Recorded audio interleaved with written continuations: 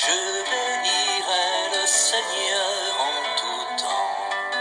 Je bénirai le Seigneur en chantant. Mes chers frères et sœurs, paix et bien dans le nom de notre Seigneur Jésus-Christ. Une seule chose je nous propose pour notre méditation, un reconnaissant, une reconnaissante n'est jamais malheureux ou malheureuse. Dans l'évangile, Jésus marche vers la Jérusalem et traverse la région située entre la Samarie et la Galilée. Ce détail géographique que Saint Luc nous livre ici n'est pas correct. La Samarie n'est pas avant la Galilée sur l'itinéraire vers Jérusalem, car géographiquement parlant, la Samarie se trouve entre la Galilée et la Judée. Pourquoi Saint Luc a-t-il voulu forcer les choses en livrant un indice géographiquement incorrect? Saint Luc a voulu, d'entrée de jeu, nous livrer un indice théologique. En fait, en donnant un indice géographique incorrect, Saint Luc nous met sur la voie pour une compréhension de la suite de l'Évangile. La mention de la Samarie dans son texte vise une portée théologique. Pourquoi? Mais parce qu'il ne veut pas rentrer dans les détails pour nous rappeler que les populations juives et celles de la Samarie se détestaient à cause de l'interprétation de la Pentateuque, les 5 livres de Moïse. Ces problèmes d'interprétation avaient conduit à la séparation des lieux de culte, le temple de Jérusalem pour les Juifs et Mont Garizim pour les Samaritains. Les conflits étaient allés plus loin, les deux camps avaient désormais les calendriers différents des fêtes. Saint Luc veut nous tenir en haleine sur la suite de l'évangile en ayant en tête ces conflits juifs et samaritains. De ce fait, Jésus entre dans un village, 10 lépreux vinrent à sa rencontre. Saint Luc ne nous donne pas ici le nom du village. Pourquoi? Mais parce que le nom du village contredirait la portée théologique qu'il a poussé à mettre la Samarie avant la Galilée. Aussi, il nous indique que 10 lépreux vinrent vers Jésus. Pourquoi a-t-il énoncé 10? Est-ce visait-il un sens symbolique relatif aux 10 commandements? Non. Saint Luc veut par le chiffre 10 nous amener encore avec précision à la suite de l'évangile. Le sens du chiffre 10 se fera comprendre à la fin de l'évangile. Ensuite, le 10 lépreux crient « Jésus, Maître, prends pitié de nous ». C'est une contradiction naturelle. Le lépreux n'avait pas droit à une autre parole à la vue d'une personne saine, si ce n'est « Éloignez-vous, impurs » pour prévenir la personne qui venait, ce qui expliquait pourquoi ils étaient exclus de la société. Enfin, Jésus leur dit « Allez vous montrer aux prêtres ». Jésus à son tour prend le même chemin de la contradiction naturelle comme eux. Ils n'avaient pas droit à une autre parole si ce n'était « Éloignez-vous, impurs », mais ils ont fait le contraire. En le faisant, ils ont manifesté qu'ils avaient la foi en Jésus.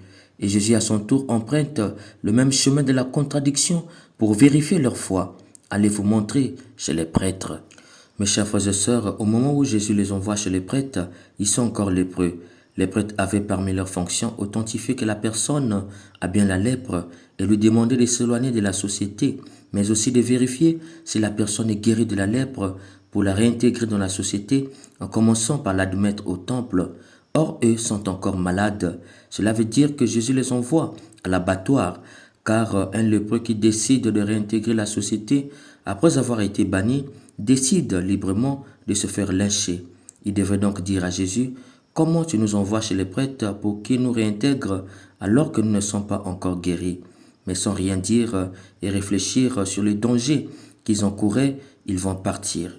Jésus a voulu vérifier leur foi à sa parole et de là, le miracle pouvait se produire puisqu'ils avaient réellement la foi. Mes chers frères et sœurs, voilà le bénéfice de la foi aveugle en Dieu. Saint Luc nous montre ici que lorsque l'homme obéit aveuglement en Dieu, l'impossible devient possible. Cependant, un seul revient sur ses pas pour rendre gloire à Dieu. La tentation serait de croire que les 9 autres sont partis fêter. Non, ce n'est pas le cas ici. La joie ne les a pas fait oublier Dieu. C'est ici que prend sens tous les indices avec la portée théologique que Saint Luc nous donnait dès le début de cet évangile. 9 étaient juifs et un seul était samaritain.